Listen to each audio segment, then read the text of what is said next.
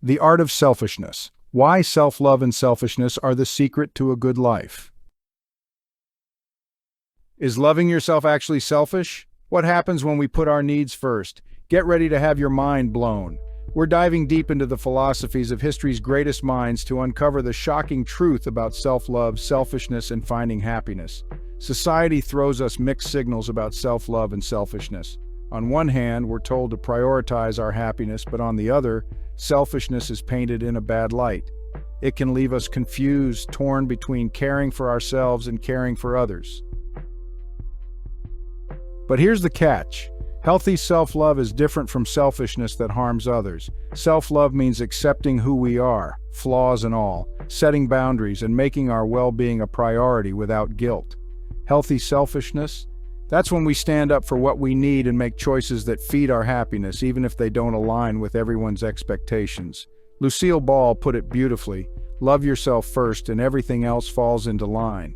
When we truly value ourselves, we show up for others in a more authentic, fulfilling way. By embracing healthy selfishness, we keep our cup full so we can pour more into the lives of those we care about, instead of running on empty. Research from the University of California, Riverside backs this up. Happiness isn't about what's happening around us. It's about how we see ourselves and the world. Another study shows that when we focus on caring for ourselves, body, mind, and soul, it boosts our self-worth, reduces stress, and motivates us to keep growing. The real magic happens when we find balance. It's not about being selfish or selfless. It's about honoring our needs so we can show up as our best selves, ready to give to the people and causes that matter to us. Because in the end, taking care of ourselves isn't selfish. It's essential for living a joyful, purpose-driven life. Self-love, the foundation for mental health and well-being. Think of self-love as a shield, a protective barrier against self-doubt, criticism, and that nagging inner voice that's often too harsh. Self-love plays a major role in our mental and emotional health. According to the Mental Health Foundation, people with high self-esteem are far less likely to experience anxiety or depression. And why? Because self-love offers the emotional validation we need to feel stable and grounded. This isn't just a feel-good theory. The National Institute of Mental Health found that over 80% of those who practice self-love regularly see a noticeable reduction in negative self-talk. And there's more. Self-love builds resilience, giving us the strength to face life's challenges with confidence. As Brené Brown wisely said, owning our story and loving ourselves through that process is the bravest thing we will ever do. Picture self-love and healthy selfishness working together like two essential ingredients in a recipe for a fulfilling life. They create harmony, helping us cultivate inner peace and grow into the best version of ourselves. Together, they give us the confidence to face life's ups and downs with grace and strength. Imagine self-love as preparing the soil in a garden, laying the foundation for positivity, self-worth, and strength to flourish. Then, healthy selfishness steps in, like sunshine and water, nurturing that growth. Together, they help us find that perfect balance between honoring our needs and respecting the needs of others. As we move forward, we'll continue uncovering more wisdom from thinkers, philosophers, and psychologists who have paved the way toward genuine self-love and healthy selfishness. Their teachings aren't just ideas. They offer practical insights that can transform our lives from the inside out. So let's embrace this journey with open hearts and minds, ready to learn, grow, and thrive. Let's start our exploration of self-love with a true pioneer in the field of psychology, Carl Rogers. Born in 1902, he was one of the founding fathers of humanistic psychology, and his theories continue to shape the way we understand ourselves. Rogers believed that every single one of us has goodness and incredible potential inside. But to really blossom into the best version of ourselves, to achieve what he called self-actualization, we need a specific kind of love. One he called unconditional positive regard. This, according to Rogers, is the very essence of self-love. What exactly is unconditional positive regard? It means accepting and cherishing ourselves fully and completely without conditions or judgment, regardless of our actions or accomplishments. It means knowing that our worth is inherent. It's not dependent on outside validation or meeting other people's expectations. In the context of our exploration of self-love and healthy selfishness, Rogers' message rings loud and clear. Our self-worth doesn't have to be earned, it simply is. And when we shower ourselves with this unconditional love, we create a safe space inside ourselves. This psychological safety is what empowers us to explore our inner world, to grow, and to eventually step into our full potential. With that unshakable foundation of self-acceptance, we're free to set healthy boundaries and ask for what we need without guilt or shame. This idea of unconditional positive regard was at the heart of Rogers' approach to therapy. He believed in a client-centered method where the therapist's primary role was to offer empathy, acceptance, and genuine understanding. In this type of setting, clients felt safe to explore their thoughts and emotions, eventually uncovering their own wisdom and answers. This, according to Rogers, is true for self-love, too. The answers are already within us. We just need to cultivate self-compassion and acceptance to unlock them. Rogers' powerful insights invite us to view self-love as a fundamental building block for personal growth. When we accept ourselves fully, imperfections and all, we ignite a sense of resilience and confidence within us, empowering us to face life's challenges with courage. His work is a beautiful reminder that self-love isn't about being flawless, but about embracing every part of who we are and allowing that radical acceptance to set us free. Do you believe Carl Rogers' concept of unconditional positive regard is essential for true self-love and personal growth? Comment with yes or no. From Carl Rogers' insightful work on unconditional positive regard, we now turn to another influential figure in psychology, Abraham Maslow. Born in 1908, he's perhaps most recognized for his theory of the hierarchy of needs, often depicted as a pyramid outlining the essential things humans need to thrive. At the base of the pyramid are our fundamental needs for survival, like food, water, and shelter. As we move up, we see the need for safety and security, then love and belonging, followed by esteem and recognition. And finally, at the very top of the pyramid, we reach self-actualization, the process of fully stepping into our potential and living a life filled with purpose and meaning. Maslow believed that we can't reach that pinnacle of self-actualization unless the needs below it have been met. We need to feel safe, loved, and confident in ourselves before we can truly reach for our dreams. And this is where self-love becomes absolutely crucial. To ascend Maslow's pyramid, we need to prioritize our well-being, physically, emotionally, and mentally. This means honoring our need for connection and belonging, while also developing a healthy sense of self-esteem, something deeply interconnected with self-love. Maslow's emphasis on self-esteem and reaching our full potential makes a strong case for why self-love is so important. When we don't love and value ourselves, it's hard to cultivate the confidence and self-respect necessary to go after our dreams.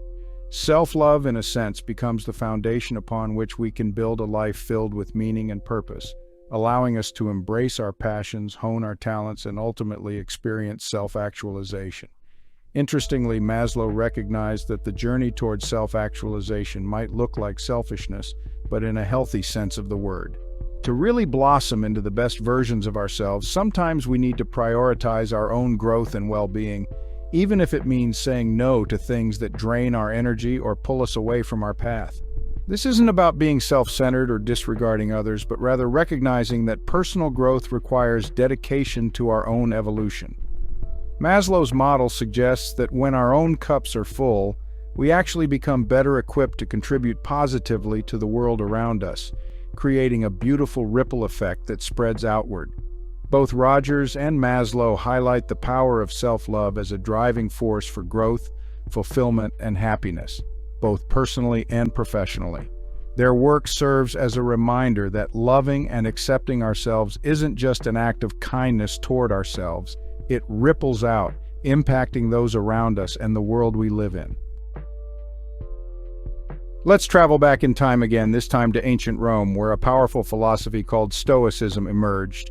One of the most influential Stoic philosophers was Epictetus, born around 55 AD in what's now Turkey. He lived an extraordinary life, starting out as a slave and rising to become a renowned teacher. Epictetus's teachings on resilience, self-control, and finding inner peace continue to resonate even thousands of years later. At the core of Stoic philosophy is the idea that while we have little control over the things that happen to us in life, we have complete control over how we respond. This emphasis on taking ownership of our thoughts and reactions connects directly to the ideas of self-love and healthy selfishness. Epictetus taught that true happiness, or a state of flourishing, doesn't depend on external factors like wealth, status, or even good health. Instead, it's cultivated by practicing virtue and finding stillness, even amidst chaos. In this way, Stoicism offers us a path to self-love that's built on a foundation of self-discipline, rationality, and emotional resilience. One of the most enduring lessons from Epictetus is the importance of distinguishing between what's within our control and what's outside of it. He suggested we dedicate our energy to things we can influence, such as our thoughts, beliefs, actions, and reactions. When we let go of trying to control the uncontrollable, we naturally experience more inner peace. This is self-love in action, protecting our mental and emotional well-being by not allowing ourselves to be swept away by the things we can't change. Stoicism encourages us to find our inner strength through discipline and living a life aligned with our values. In many ways, this looks a lot like the concept of healthy selfishness. It's about prioritizing what matters most to us, setting healthy boundaries, and having the courage to say no when something disrupts our equilibrium or doesn't feel aligned with who we are. The Stoic path, as taught by Epictetus, invites us to become masters of our minds, to choose virtue over fleeting pleasure, and to cultivate a deep well of inner strength that can't be touched by external circumstances. This kind of self-love is both empowering and freeing. We can put these principles into practice even in the midst of our busy modern lives. Imagine facing a stressful situation, a challenging deadline at work, a difficult conversation, or a disappointment. Stoicism encourages us to take a breath and remember what we can and cannot control. Perhaps we can't wave a magic wand and change the situation, but we can control how hard we work, how we manage our time, and how we choose to show up in that moment. We can approach the challenge with patience and kindness toward ourselves rather than with frustration or self-criticism. These seemingly small shifts, inspired by ancient wisdom, are acts of self-love, reminding us that we're doing our best even in the face of challenges. From the ancient wisdom of Stoicism, we now leap forward to the 20th century, where a powerful new philosophical movement emerged, Existentialism. One of its most prominent figures was Jean-Paul Sartre, born in Paris in 1905. His ideas about freedom, choice, and the importance of living authentically resonate deeply with our exploration of self-love and healthy selfishness. Sartre famously said, "Existence precedes essence," meaning that we aren't born with a predetermined purpose or a fixed identity. We come into this world as blank slates, and it's through our choices and actions that we define who we are. This existential freedom can be both exhilarating and a bit terrifying. It puts the responsibility of crafting our lives entirely on our own shoulders. Sartre believed the truest way to live was to embrace this freedom wholeheartedly, to make choices that aligned with our deepest selves, rather than simply conforming to what society expected of us. He called this authenticity. What does authenticity have to do with self-love? Sartre's philosophy urges us to honor our true nature. It's about having the courage to acknowledge and own our desires, our values, and our choices. It demands a level of self-acceptance that empowers us to pursue our passions and dreams, even if they don't fit the mold. This form of self-love isn't about chasing selfish desires. It's about crafting a life that reflects who we truly are. But here's an important point. Sartre was clear that this incredible freedom to choose comes hand in hand with responsibility. Living authentically isn't a license to disregard the needs and feelings of others or to make self-centered choices without considering the impact on those around us. He believed true authenticity involved a delicate dance between honoring our own individuality while acknowledging our interconnectedness. It's about making choices that resonate with our own moral compass while still respecting the freedom and dignity of everyone around us. For Sartre, living authentically requires facing our freedom head-on, accepting the weight of it, and not shrinking back into the comfortable but inauthentic stance of pretending we don't have a choice. He called this inauthentic way of being bad faith, and it often sounds like blaming external factors or other people for the circumstances of our lives. In contrast, an authentic life might mean choosing a non-traditional career path because it sets our soul on fire. It could look like having a difficult conversation with a loved one about a need that's not being met because true intimacy demands honesty, even when it's hard. As we can see, Sartre's philosophy offers a unique and empowering perspective on self-love and what it means to be fully alive. It challenges us to ask ourselves tough questions about what we truly value, to shed the weight of societal expectations, and to step bravely into the unknown, knowing that every choice we make, every action we take is a brushstroke in the ever-evolving masterpiece of our lives. Now let's turn to a more provocative and perhaps controversial figure, Ayn Rand. Born in Russia in 1905, she eventually made her way to the United States, where she became known for her novels, The Fountainhead and Atlas Shrugged, as well as her bold philosophical views.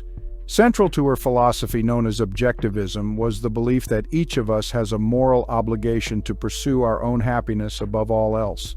Rand called this idea rational selfishness, and she emphasized that prioritizing our own needs and goals should never be seen as a disregard for others. Rather, it's a way to live a life that's both authentic and fulfilling. Rand was clear that rational selfishness wasn't a free pass to exploit or harm others. Instead, she believed it's about aligning our actions with our deeply held values and making choices that lead to genuine happiness and fulfillment in the long run.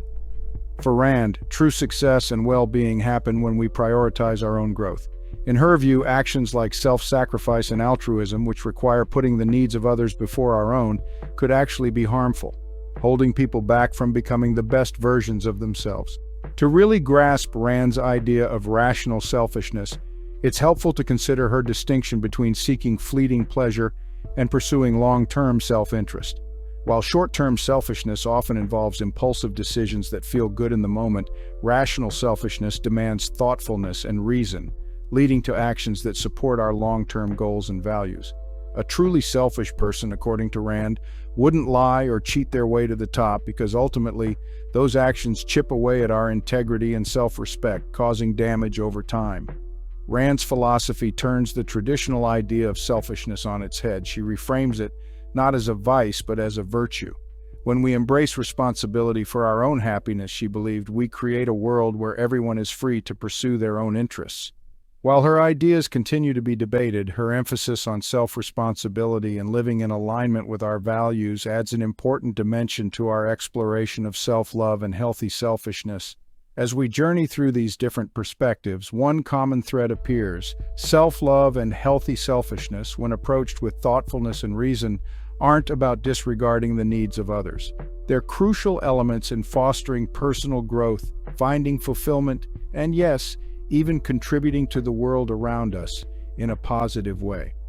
From Roger's unconditional positive regard to Rand's rational selfishness, these great thinkers provide us with frameworks and tools for taking care of our own needs while coexisting respectfully with others. Our journey continues. Next, we'll delve into ancient wisdom, exploring how philosophers from centuries past viewed these same questions about balance, self-care, and living a meaningful life.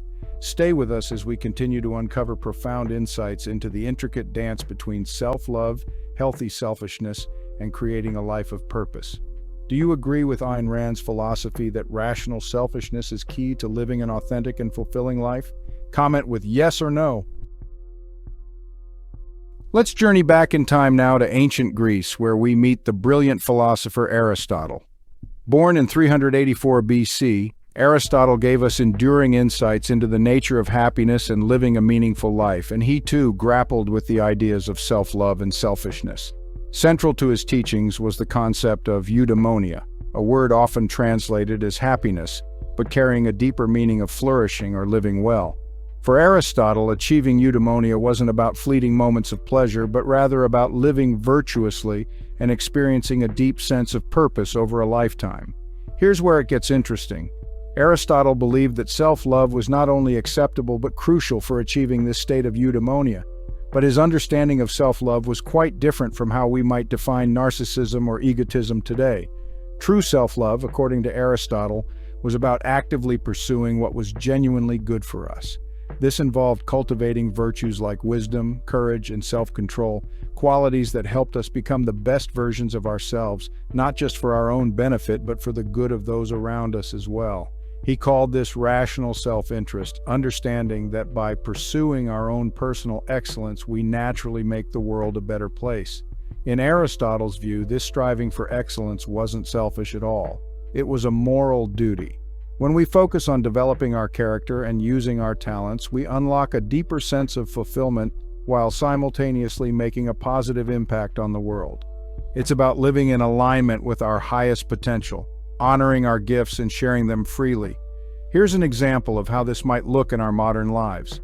Imagine you're an artist. The time and dedication you pour into honing your craft is, in itself, an act of self-love. You're nurturing your talent and pursuing excellence, but this dedication also allows you to share your unique gifts with the world, enriching the lives of those who experience your art. Or think about someone who chooses a career path that truly lights them up, even if it doesn't offer the promise of great wealth or fame.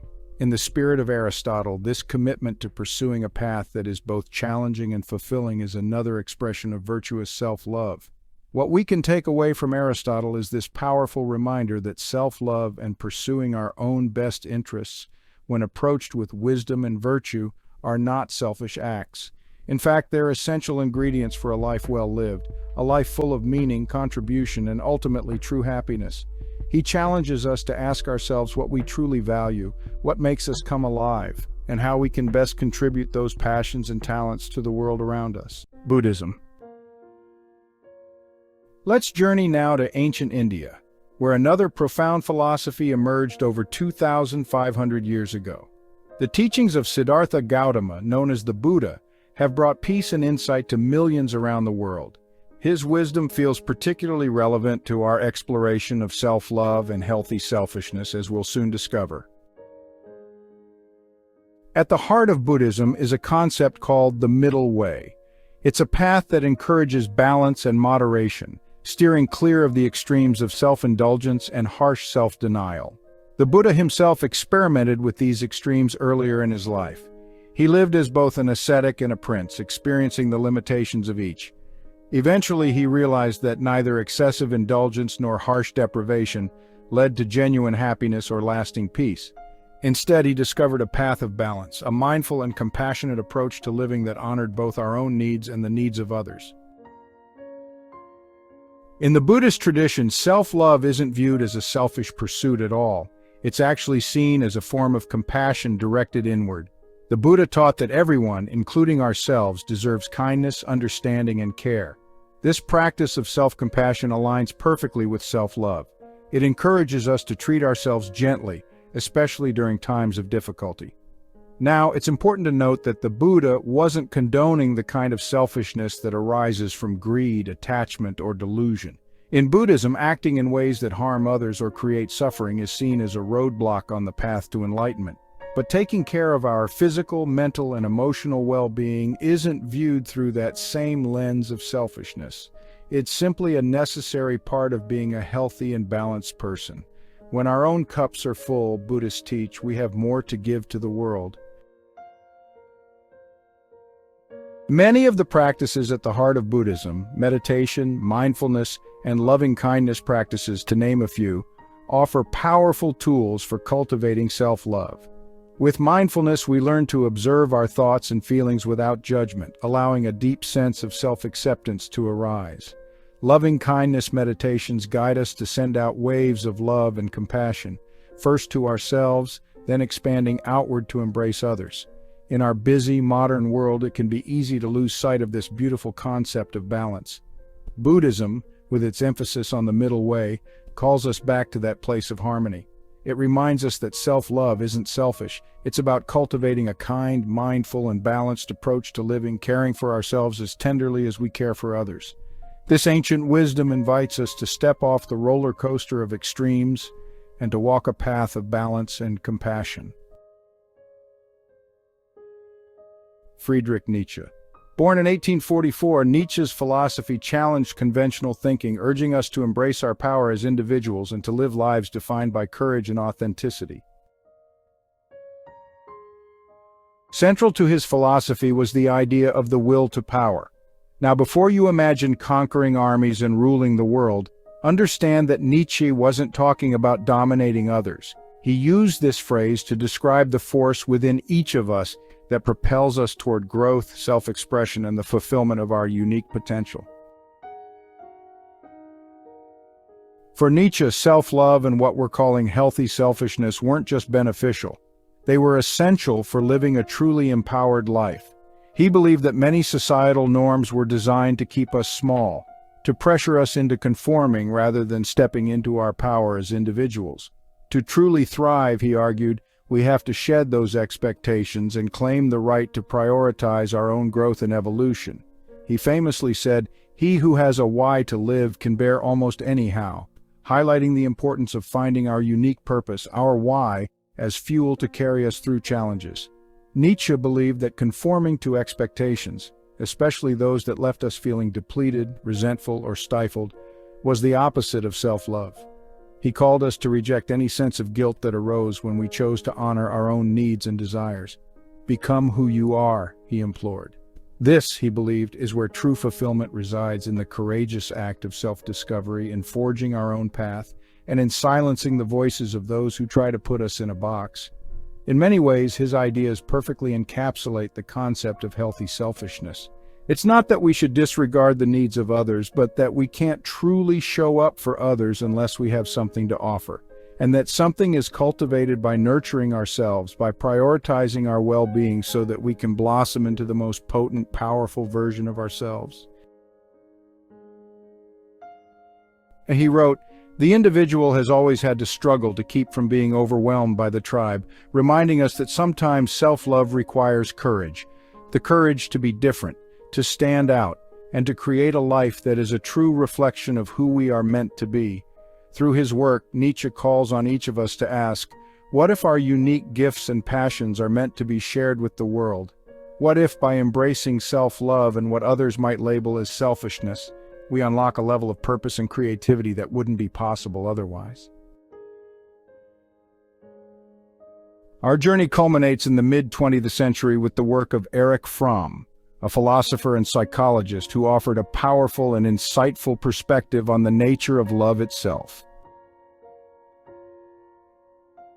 Born in Germany in 1900, Fromm is perhaps best known for his book, The Art of Loving, which reframes how we think about love. He didn't see it as some mystical force or a fleeting feeling, but rather as a skill to be developed, an art that required practice, commitment, and deep self-awareness. One of Fromm's most important teachings was his distinction between self-love and narcissism. These are often confused, but he saw them as completely different concepts. He believed that genuine self-love is not about egotism or vanity, but rather about recognizing our intrinsic worth and assuming responsibility for our own well-being. Fromm believed that self-love and love for others were inseparable. One couldn't truly exist without the other. In his view, when we learn to cherish and accept ourselves, flaws and all, we're able to offer that same unconditional love to the people around us. He saw self-love as a form of self-respect that created a strong foundation for growth and personal evolution. When we lack this essential self-love, he observed, we become overly reliant on others for validation and approval, leading to unhealthy relationships and often emotional suffering. Fromm presented a beautifully holistic approach to self-love, one that urged us to accept our imperfections, to champion our own growth and healing, and to show up with compassion both for ourselves and others. By viewing self-love through this lens, as an ongoing practice and an art we refine throughout our lives, we tap into a deep well of resilience, empowering us to navigate the complexities of life with more grace and ease. We've covered a lot of ground today, haven't we? From ancient Greece to modern-day thinkers, one thing is clear. Self-love is way more complex than we often realize. It's not about being self-centered. It's about being true to ourselves, honoring our needs, and living a life that reflects our deepest values. What resonated with you the most? Whose philosophy really got you thinking? Let me know in the comments. I love hearing from you guys. And hey, if you found this exploration as fascinating as I did, hit that like button and subscribe to Stoic Insights so you won't miss our future deep dives. Hit that notification bell too so you're always in the loop. Until next time, keep asking those big questions and living your most courageous life. Be in priority, not an option. I often feel like I don't really matter in this relationship. He always seems to have to balance spending time with me and other concerns. Sometimes, I even feel like I don't belong in a relationship at all. If you've ever felt this way, I'm here to tell you that you're not alone.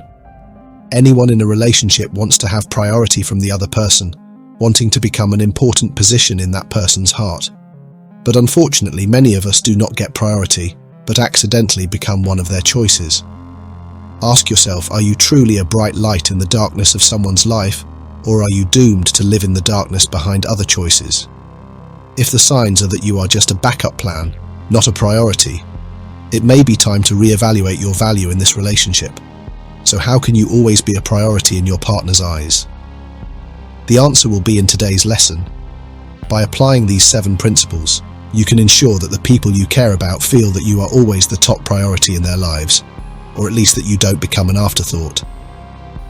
Please follow us.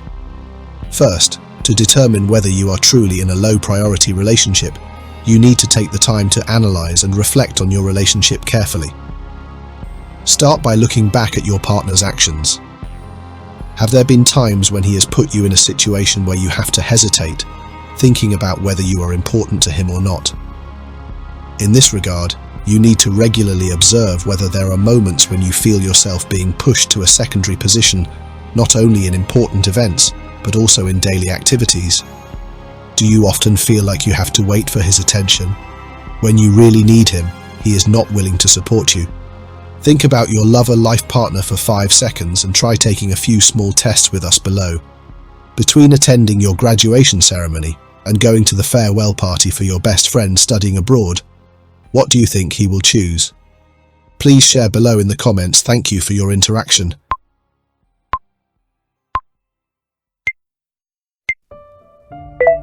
Having to choose between 2 important things doesn't have to be negative. After all, like the example above, many people often hesitate before making decisions because each choice has its own meaning. Close friends may be about to leave, making opportunities to meet increasingly rare, while important events like your lover's graduation ceremony cannot be missed. In this situation, how will you handle it? In fact, if you know how, you can completely reconcile both. Prioritization doesn't always require you to choose to give up something to get something else. Instead, it often involves arranging and adjusting so that both sides are balanced and harmonious. This allows us to maintain important relationships and meet obligations without completely sacrificing either party's interests. Also, listen to your own feelings about the relationship. Do you feel loved, appreciated, and safe? Or do you often feel anxious, insecure, and lonely, even when you're in a relationship? Next to your opponent? These thoughts will help you discern whether you are truly a priority in the other person's life, or just part of the vast list of options they have. Most importantly, remember that you deserve to be treated with genuine respect and love. If you constantly feel like you're not put first, it may be time to reconsider the relationship and find the respect and happiness you deserve. Now that you have a clear understanding of the problem, it's time to change your approach by exploring solutions. Let's start with 7 steps to keep in mind to become a priority in the eyes of others, not just an option. Number 1. Create fear of losing you. This is one of the most powerful psychological techniques you can use to make someone consider you a top priority. Inciting fear of loss in human psychology can be considered a powerful strategy, especially in relationships. This fear stems from a basic principle of psychology. People tend to value what they are about to lose more than what they can gain. This is called the loss effect, part of the loss potential theory, which suggests that people tend to react much more strongly to losses than to gains. In a relationship, when a person feels that they may lose someone they value, they begin to reconsider the value and importance of that person in their life. This fear not only increases the actual value of the other person, but also motivates the loss-averse person to the point that they are willing to change their behavior to avoid that undesirable outcome. They may begin to invest more emotionally and time to ensure that the relationship remains and the other person doesn't leave. To do this, you can start by creating some distance, reducing your constant presence in their lives. When you are no longer available anytime, anywhere, they will begin to realize your true value and feel your absence. This often makes them appreciate you more and see you as an important and indispensable part of their lives. However, it should be noted that using fear of loss as a tool to prioritize can be a double-edged sword. If not handled tactfully and carefully, it can lead to unhealthy dependence, feelings of insecurity in the relationship, and can create pressure and unrealistic expectations. In fact, a strong and healthy relationship should be built on mutual respect, trust, and emotional investment on both sides, not just on fear of loss. So, to accomplish this, you need cleverness rather than calculation. It's about delicately orchestrating scenarios where your absence is subtly felt, rather than orchestrating situations that feel contrived or manipulative. Genuine concern and care should underpin every action, ensuring that the other person feels valued and respected, rather than merely being subjected to strategic maneuvers. By employing cleverness, you foster an atmosphere of authenticity and sincerity, where the fear of losing you arises naturally from the depth of the connection rather than from calculated schemes. Ultimately, it's about nurturing a relationship built on trust, mutual respect, and genuine affection, rather than on fear and manipulation. Number 2, avoid being always available. Admit it, have you ever been busy with work but stopped just because of a call from that person? You always appear willing to participate in every conversation, every outing, even though in reality, you may not really want to go. This often comes from the fear that if you refuse, you may not be interested in that person next time. However, this thinking is actually a mistake. Always trying to be present and meet every request not only makes you lose control in life, but can also make you less attractive in the eyes of the other person. When you never set limits, your partner may begin to take your presence and consent for granted, which can lead to disrespect and devaluation of the relationship. In fact, setting healthy boundaries not only helps you maintain personal balance, but also helps your relationship become stronger, when each person in the relationship clearly understands and respects each other's needs, each other's private space and personal needs. It's important to learn how to say no when necessary, and trust that a genuine relationship will not easily falter just because you set necessary limits for yourself. The adage, quality is more important than quantity, is often mentioned in many aspects of life, and this is a principle that applies in relationships as well. If you desire to be a priority in someone's life, you may need to scale back your availability. The more relentlessly present you are, the more likely you are to be taken for granted.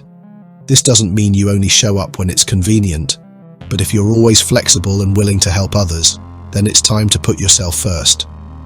You still show up when they need you, but you have to make them think that it's because you appreciate them so much that you show up, not that you're always here. The message that you have a separate life that doesn't just revolve around them will help them appreciate your presence more.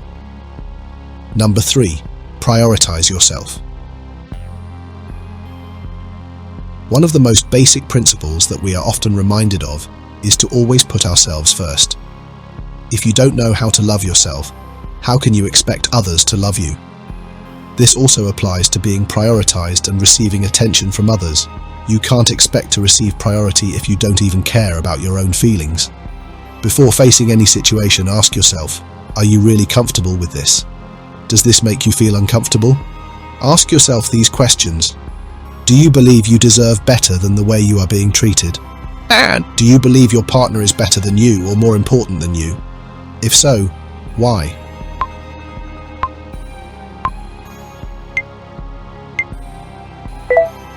If you don't believe in either of these things, then why would you allow someone to treat you as an option? Be completely honest with yourself.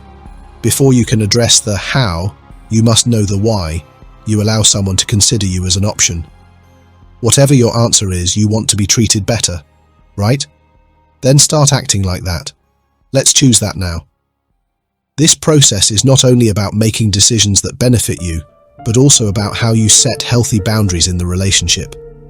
When you start showing self-respect and self-care, you not only improve the quality of your life, but you also send a clear message to others that you are a valuable person, worthy of attention and respect. This action will also motivate others to reflect and reassess how much they value their relationship with you, which can lead to a positive change in the way they interact with you. Surname, prioritize, and consider you in their lives. Create your own mantra. I come first, and I will always come first. Prioritizing yourself is not about selfishness, but about self-respect. When you value and prioritize your own needs and well-being, you set a powerful precedent for how others should treat you. It's a declaration of self-worth, signaling to others that you won't settle for anything less than what you deserve in a relationship. By putting yourself first, you inherently command respect from those around you. This doesn't mean neglecting the needs of others, but rather ensuring that your own needs are met before you extend yourself to fulfill the needs of others. In doing so, you establish boundaries that safeguard your emotional and mental health, fostering healthier and more balanced relationships. Remember, self-respect is the cornerstone of any meaningful connection, and when you prioritize yourself, others will naturally follow suit in respecting you. Number 4. Stop contacting all the time. To be the priority in a relationship, sometimes you need to change your approach to communication. Constantly reaching out and being available can make it easy to be taken for granted. If you want others to make you a priority, it may be time to stop communicating all the time. Reducing the frequency of contact does not mean you cut off all contact, but rather creates a space and time to help the other person realize your value. When you stop responding immediately to every text, call, or request, you begin to create a void. This encourages the other person to think about your place in their life and may make them appreciate your presence more. This void serves as a subtle reminder of your absence, prompting the other person to reflect on your significance in their life. It allows them the opportunity to miss your presence and appreciate the moments you do share together. By establishing this boundary, you assert your worth and demonstrate that your time and attention are valuable. In essence, by stepping back, you empower the other person to recognize and cherish your presence, thereby fostering a deeper sense of respect and appreciation within the relationship. It's about striking a balance between being present and allowing space for the other person to realize your worth. Creating this distance also helps you develop independence, making you not only more attractive to the other person, but also helping you protect your self-worth. By allowing personal space and not constantly seeking validation from the other person, you are affirming that you too have separate lives, hobbies, and interests. This can stimulate curiosity and interest from the other person, making them appreciate and prioritize you more in their relationship. As Erica Jong once shared, distance is what makes you realize whether you can live without someone or not. When something that is considered a daily habit suddenly disappears, it will definitely make that person ask questions and look for you immediately. You will make them realize that you are not as present or available all the time as they thought, which will make the other person respect you more. And if that person has no intention of looking for you, I'm sure you already have the answer for yourself. Number 5. Be mysterious. A secret makes a woman woman. Mystery makes a woman's charm. Have you ever heard this saying? If not, keep it as your own rule. In fact, not only women, but those who can maintain their mystery are the ones who are extremely attractive to others. It's easy to understand this. Think about it. If a person you already know everything about, would you still be interested in getting to know them? Maintaining mystery can be an attractive strategy in a relationship, especially for women. Mystery not only helps increase personal attraction, but also encourages the other person to maintain curiosity and interest in you. The passion for exploring the unknown often brings irresistible charm and can deepen the connection between people. In the complicated world of relationships, keeping a little mystery can have many unexpected benefits. If you crave being the center of attention and being prioritized in someone's eyes, try not to rush into revealing everything about yourself. Let me tell you a few tricks to turn yourself into a mysterious person. First, never reveal too much about yourself. You just need to show enough for the other person to feel your enthusiasm, so they can understand more about you. But always remind yourself that he or she only knows what you show. Always keep in mind that he will never guess what you think and what you do. That forces the person to learn and be more curious about you. When talking about hobbies or passions, You can just mention them in passing without going into details. For example, you can say that you like art or traveling without specifying every museum you've visited or every country you've explored. This creates a mysterious space, arouses curiosity, and urges the other person to want to learn more about you. When answering questions, try to keep your answers vague. For example, if you are asked about your past or personal experiences, you can share gently without providing too many specific details. This will make the other person feel excited and motivate them to want to continue to discover more about you, thereby helping them realize that you are an indispensable part of their life. Maintaining mystery not only helps you control how others perceive you, but it also helps you create a diverse picture of yourself in their imaginations. This facilitates long-term engagement, as they always feel like there is something new to discover about you. Ultimately, when they can't predict everything about you, you will naturally become a priority in their minds. This not only increases interest, but also helps strengthen your position in the relationship, making you always respected and loved. Live independently and have your own interests. Don't try to change yourself according to that person's preferences. Be confident in expressing what you like and hate. This not only enriches your life, but also keeps the other person constantly interested in what you're doing. One more thing, occasionally create surprises. As I mentioned before, don't let the other person predict what you're thinking or planning. From time to time, surprise them with a gift or an unplanned outing. It will leave your friend feeling extremely surprised and intrigued by who you are. Number 6, allow them to invest in you. We will test your reaction before going deeper into this issue. Within 5 seconds, think quickly and comment below with your opinion. Your lover's house is 15 kilometers away from yours. Do you want him to take you to work in the morning? Option 1, yes. Option 2, no.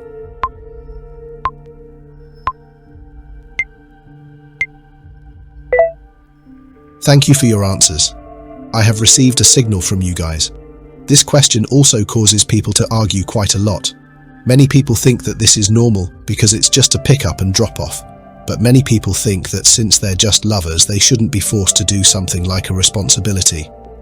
So what do you think about this issue? Is this really a test of love or just an unreasonable demand on your part? Here's one of the things you should do if you want to be a priority. Let them invest in you.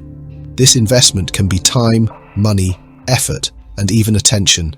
Getting others to invest in you is a delicate strategy that requires careful consideration, so you don't accidentally push them away. Give up thinking that if you get one in return, you have to give one in return. Being clear in love is not a good thing. You should be comfortable with the fact that you will be cared for and taken care of. To do this effectively, you need to identify who truly considers you a priority and is willing to invest in your relationship. When you allow others to invest time, effort, or emotions in you, they will naturally feel more attached to and value you. One of the ways to encourage this investment is through controlling your time and presence. For example, you might say no to certain invitations or plans that you know you can't or don't want to make. Not only will this help keep your schedule from getting overloaded, but it will also increase the value of the time you spend with others. When you are not always available, you become more valuable in their eyes. Furthermore, not always being available and occasionally making them wait also subtly sends the message that your time is valuable and they need to put in more effort to earn your presence. This attitude not only makes you a challenge but also encourages others to prioritize you in their lives. However, it should be remembered that everything must be done in a balanced way. Using this tactic too much can have the opposite effect, making others feel abandoned or unappreciated. For example, you intentionally let them wait for you for too long to show that you are a busy person, or force them to give up an important schedule to go out with you. This is unnecessary and even makes them feel disrespected. Therefore, adjust accordingly. Always maintain a certain level of contact so as not to lose the care and affection that others have for you. The balance between allowing them to invest in you and maintaining respect for your time and personal space will create a solid and lasting relationship. Number 7. Ready to leave. When you hear about abandonment, you're a little hesitant, aren't you? Indeed, in a relationship, if you have to choose to leave, the relationship certainly cannot be saved, and anyone will feel hesitant and even clingy. I once heard it on a TV program. It was a dialogue show between speakers and participants. They interviewed a girl about her love story.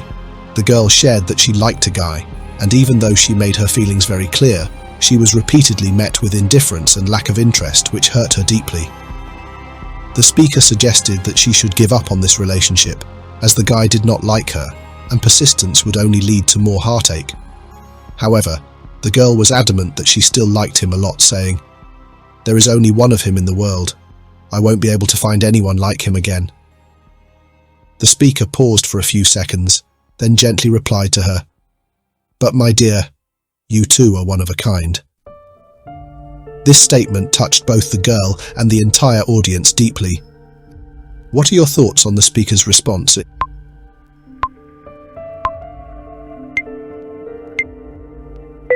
Indeed, people always forget that they themselves are the most important person. If you enter a relationship and you don't receive respect or attention, you don't get what you deserve. So be strong and leave. By showing that you're not afraid to leave, you're affirming that you won't accept anything less than what you deserve. The truly right person will naturally consider you a priority and will work tirelessly to keep you by their side. However, you should not overdo this because it will show the other person that you do not care about your relationship. You're ready to leave if you feel like you're not being prioritized, not that you're ready to leave at any time. Inherently, if you show that you yourself are not appreciating and disrespecting the other person, don't turn yourself into a heartless person. Always remember, it is your responsibility to do what is right. This is completely within your control. You need to be aware that your actions are appropriate, and when you do this, you will feel satisfied. Don't expect that you will always be recognized or appreciated, and that people will always give you the value you deserve. Be patient, and over time, people will automatically recognize and appreciate you the way you deserve. Maintaining a strong relationship requires patience and a keen awareness of the issues that need to be resolved. It is important to identify problems and find ways to solve them effectively. However, in love, you should not overcalculate everything. Let things happen naturally, while still remaining tactful in how you adjust and direct the relationship, to create a balance between being proactive and letting things develop according to their flow. Thank you for watching our video. If you find the information shared in the video useful, don't forget to click like and subscribe to our YouTube channel so you don't miss the latest videos. Join us to discover more interesting and useful content. Thank you for your support.